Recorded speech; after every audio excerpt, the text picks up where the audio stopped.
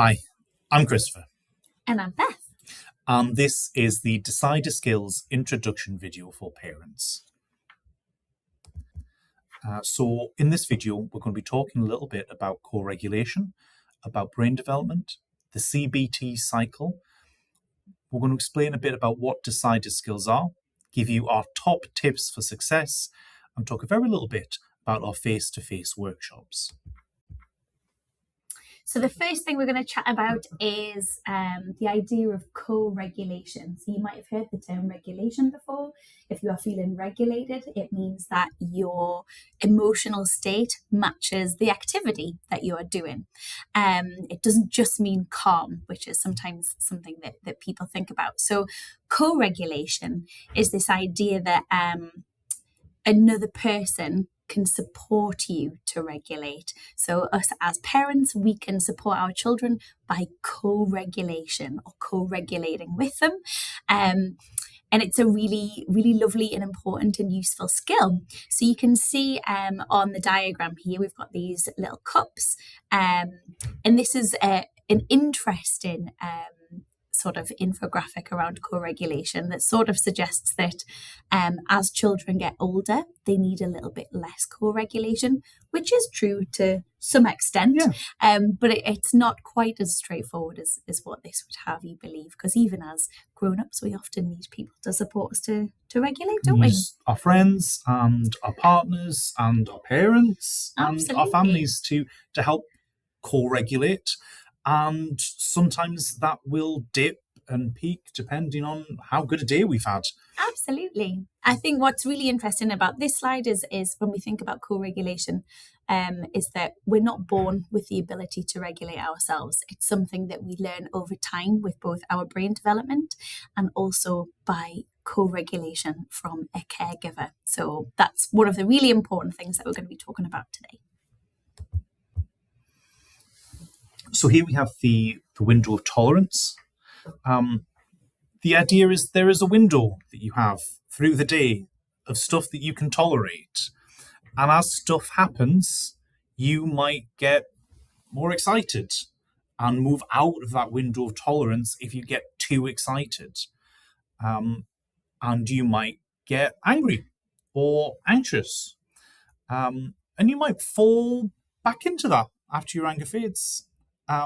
Or you might dip out of that window, dip down and feel low and lethargic and need comfort and want support. And then you will feel a bit better and you will go back into that window of tolerance. And you will probably dip in and out of that window several times through a normal day, but only for a little bit. And sometimes we can stay out of that window of tolerance for longer than is really helpful to us. And we want to find ways of getting back. Yeah, absolutely. I think this slide is really important when we're thinking about our children and where they are in terms of their window of tolerance, and also in ourselves as well. I know there were certainly days when I wake up and I haven't had enough sleep, or there's been things going on, where our window of tolerance feels smaller. It's exactly the same for our little people as well. So yeah, it's this idea of window of tolerance is something that is really helpful to think about when we think about our own emotional state and that of our children. So next we're going to have a little think about a CBT cycle. So if you are unaware of CBT, it stands for Cognitive Behavioural Therapy. And we know that CBT therapy has a brilliant evidence base. It's based in science. And what we know about CBT is that what we think and what we do and how we feel all interact with each other. They've got this really sort of influential relationship with each other. And so when we deliver CBT-based therapy, that's exactly what we're thinking about. We're thinking about how our thoughts and our behaviours and our feelings all interact with each other. And so when we think about that CBT cycle and anxiety, it might look a little bit like this. You're having thoughts about the future, things that might happen tomorrow. It's often catastrophic. This is going to go wrong, then that will go wrong, and then everything else will go wrong. Something bad will happen and I won't be able to cope. So if you're having those thoughts, it would make perfect sense that you're going to feel anxious. And you might get a little bit of that adrenaline pumping, feel your heart racing, a bit tense. Your breathing might get a bit fast and panicked. And you might try to avoid that situation. You might not want to go out, make excuses, leave early from parties or school or work, and look for opportunities to avoid those things that are making you feel anxious.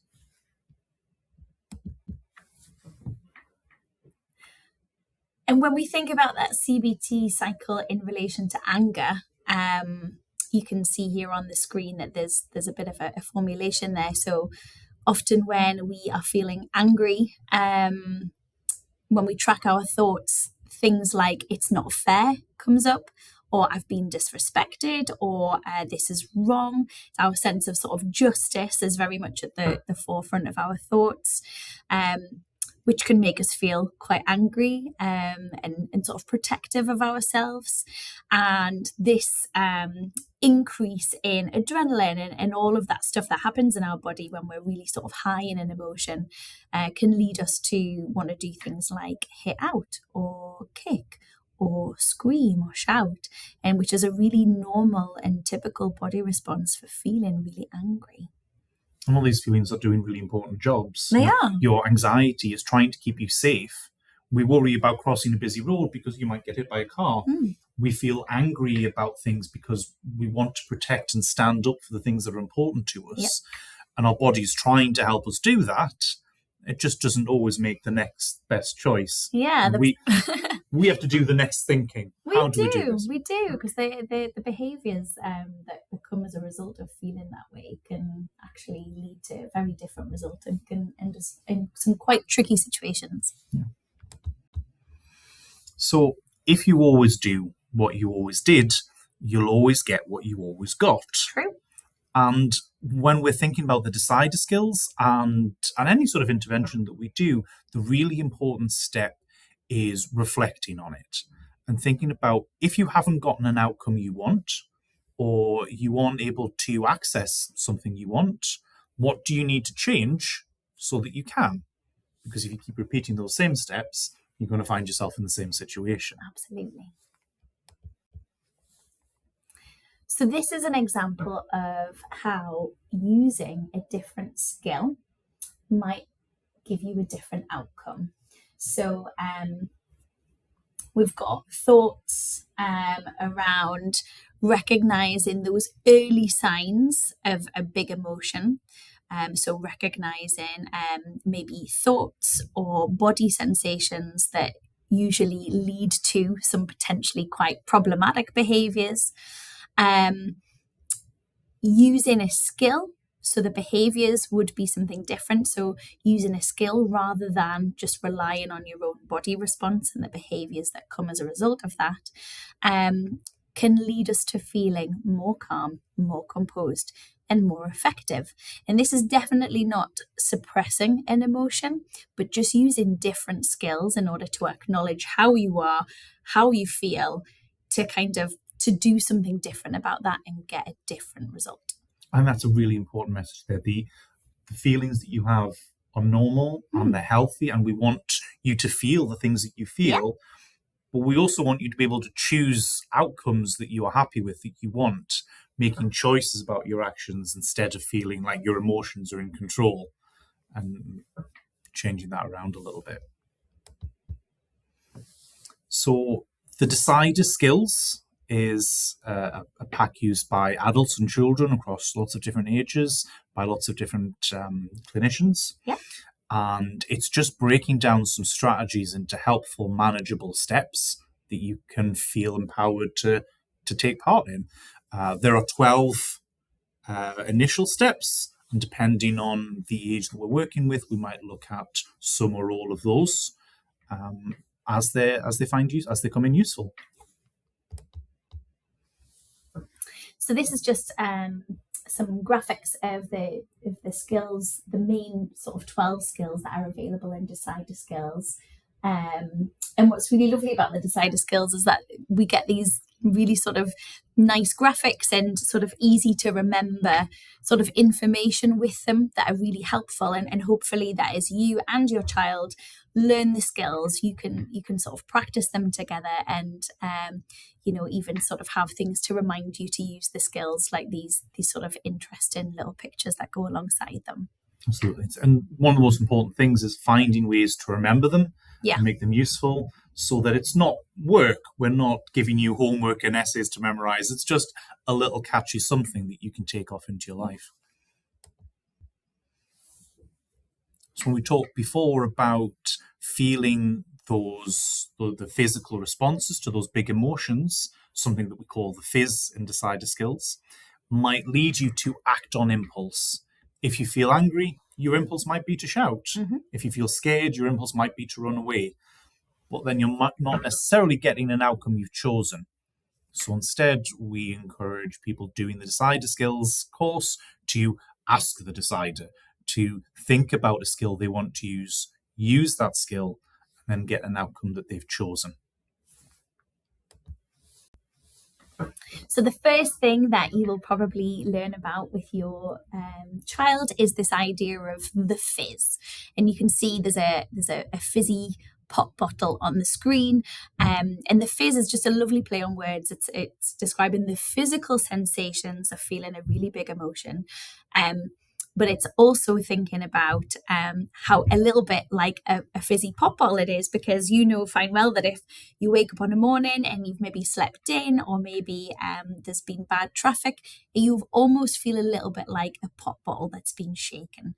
And if you get shaken enough times throughout the day, chances are that if you were to unscrew that cap, the pop would fly everywhere and get everybody covered in pop.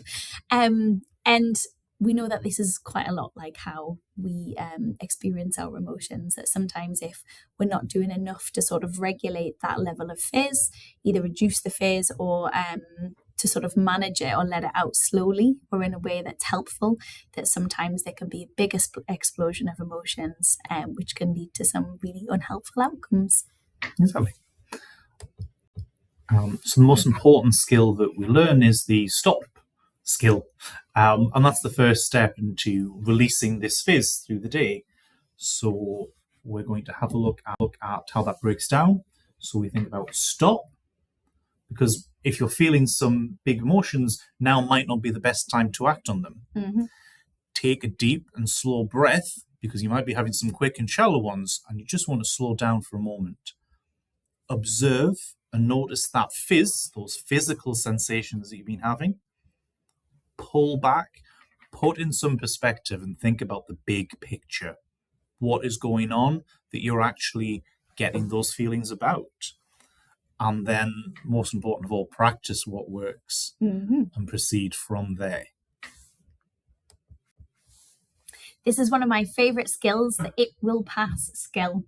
It Will Pass is not the first skill that you would use. It Will Pass is a skill that you would use when actually things have progressed in terms of big emotions. So sometimes as a parent, you will be in the situation where your child is experiencing something really difficult, and we haven't been able to sort of divert it or kind of stop it in its tracks. Sometimes those situations are just unavoidable, and that's okay. And It Will Pass is about thinking about how to manage your big feelings and co-regulating with your little person, and knowing that actually at some point we're going to come out the other end of this tunnel and everything's going to be okay. And then here we've got right now the 5, 4, 3, 2, 1 skill. I like to think that a lot of times anxiety is about worrying about things that haven't happened yet. And anger is often about feeling angry about things that have happened in the past. And neither of those things are about right here and now. And right now is about bringing your attention and your little person's attention back to the moment they're in. Thinking about their 5 senses and really noticing and paying attention to them to help shift your attention from something less helpful to the time they're at. Name the emotion is, again, another one of my favorite skills. I think when we're in the midst of a really big emotion, it's a little bit like we're living in that really emotional sort of survival part of our brain. When we name the emotion that we're experiencing, our brain takes a leap back into our more thinking and learning part of our brain, which can support us to start to feel a little bit more regulated. So this is a really useful skill for people in order to sort of make that leap back into like a real sort of physical response to what's happening to them. I think it's a great way to start communicating. Absolutely. As well. If you have an emotion and the people around you have to guess how you're feeling, they might get it wrong. Yes. But if you can say to them, oh, I'm feeling angry or I'm feeling worried, then they might have more clues about how to act. It's a little bit like being in a car when your engine light goes off. Knowing that engine light has gone off doesn't help you. You've got to stop and figure out why. Yeah. And then you can start to fix the problem. You can't just keep driving and fix that for engine light as you're on the road. You've got to stop. You do. So the decider skills as is being used worldwide, really, by lots and lots of people, as well as in our team. And so you can find more information about the decider skills online if you have a look at some of the web pages on the screen at the moment if you need any more information. And we've just got some top tips for success. The first top tip is absolutely the most important. Be a role model. Now, as humans, we learn how to behave and how to deal with things by watching other people. So if we can ask you to be a role model for the skills that we're hoping you can learn together as a family, your children and little people and young people can see you managing, can see you choosing these decider skills, and that's going to help them know that choosing these skills is all right and an okay choice to make.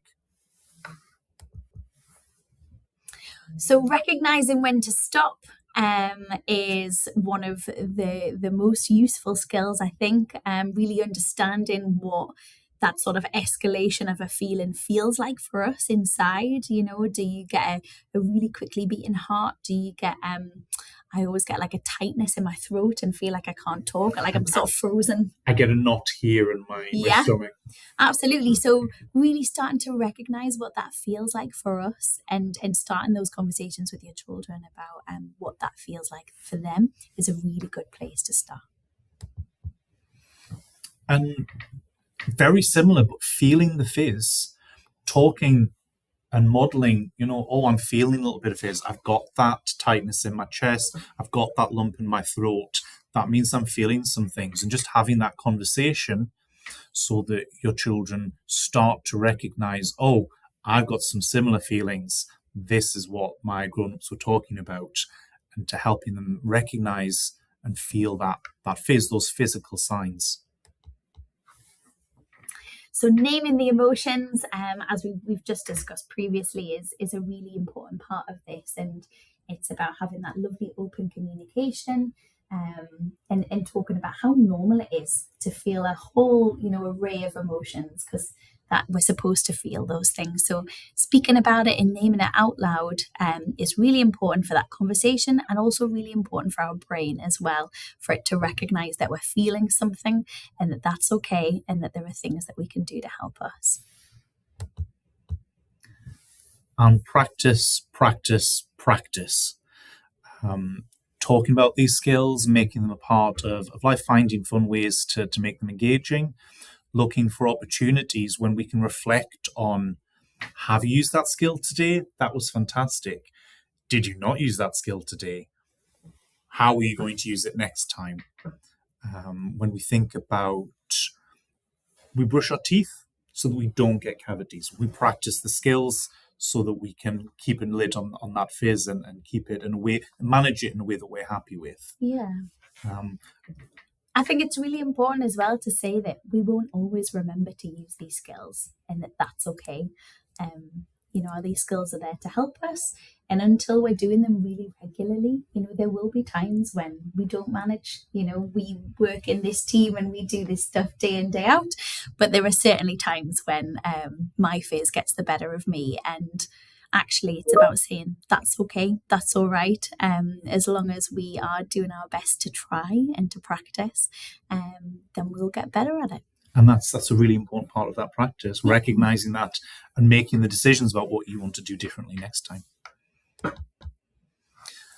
So when we start these workshops, if you're able to attend, we will look at some questionnaires together just to get a sense of exactly what it is that you're hoping to achieve, what difficulties you and your family might be experiencing, so that we know that we're looking at the right things.